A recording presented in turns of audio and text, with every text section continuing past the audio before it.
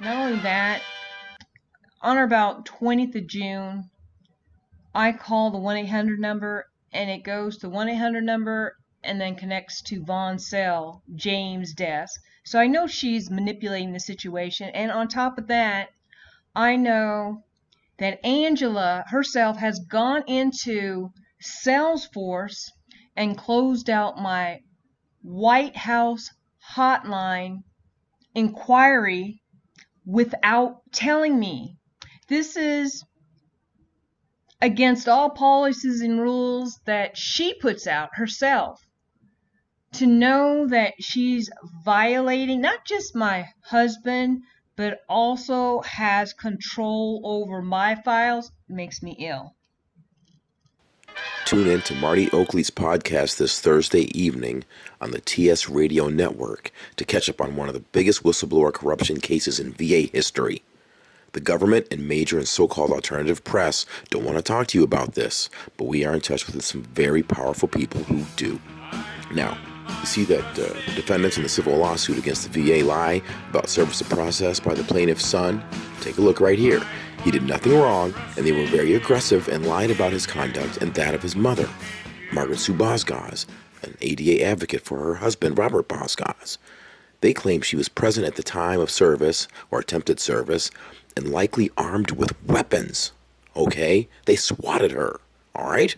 So, the lead defendant, one Voncelle James, conspired with a whole bunch of folks in government positions, including judges, to get a protective order against them. And while it was pending, the plaintiff, Robert Bozgoz, inadvertently hit reply all to my email message regarding a workers' comp hearing. So they are now proceeding against him on criminal charges.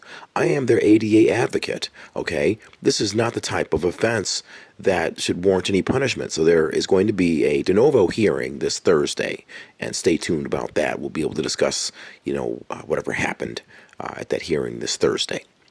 So this is, complete bullshit, but that's how they play the game. Now keep in mind that Voncelle James ordered him back to work over his doctor's orders, and the guy had a stroke. Keep in mind that his brother died of a stroke, okay? But these pigs don't care one whit about that, okay? They are devil incarnate, and all they care about is their bottom line, and they'll go through any measures they have to get there, all right? You got a judge involved in this case who had financial interest with Big Pharma that's directly tied to the VA, and rather than recuse herself initially, she just said, oh, that report is unverified and it's old. But she never told us what her current holdings are or what happened to those holdings, okay? More on her later, all right? So, yeah. And when you tune in, you'll find out what's going on in this case. And it's, involving the most corrupt government entity in the United States, the VA. They have a design, a pattern, and practice of making whistleblowers into criminals in order to limit their civil liability. Now, I'm so thankful that some of these survivors get to settle their cases. In this case, they ignored the Bozgoz family request for settlement. I think they waited like a week to do that, so they just grind them right into the ground. Now, in my, almost 3 decades of practice or being, an attorney, since I passed the bar in '93, all right, I've only seen a corporate defendant wait a week and come back with nothing like that twice. And the other defendant is my case against Facebook, okay? Now, Facebook and the VA, you talk about some of the biggest corporate pigs there are, all right? Some of the most controlling, abusive corporate pigs the world has ever seen. And they're like, yeah, Tweedledee and Tweedledum. So, anyway, Defendant Jackson wrote in a September 4th, 2019 order, which she finally recused herself.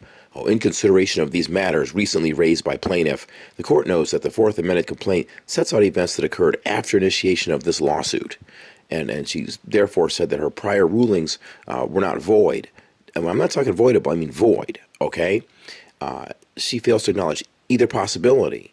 But the problem with that perfunctory analysis is that the basis, she says this because they just named her in the complaint, all right, in the Fourth Amendment complaint as a named defendant, as part of the conspiracy. So, but the problem with this perfunctory analysis is that the basis for including her stems all the way back to the fact that she had these pecuniary interests that I talked about, vis-a-vis the clear-cut appearance of impropriety. And she won't give Robert access to ECF, so he has to do everything by paper, stressing him out even further. she'd been given ample opportunity to recuse herself, but continued on a destructive path of injustice. It also included lying about whether or not she had read materially important claims. You'll see that right here. She claimed to have read an objection, but she hadn't even received it yet. It's impossible. All right? Gosh.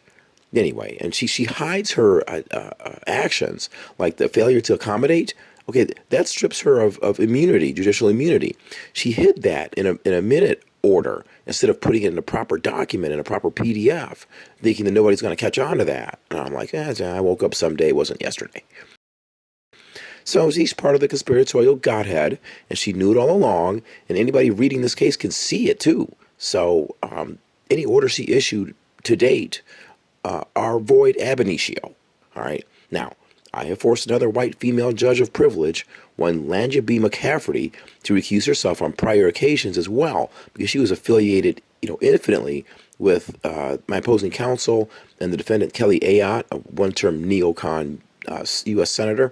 She's affiliated with them in the firm, McLean Graff, I think it is, out in New Hampshire. She worked in the same firm as Kelly Ayotte. They both worked under my opposing counsel, Jack Middleton. So I remember these names, even though it's been so many years, because it was so heinous. And they didn't even tell me. They just thought maybe he won't notice.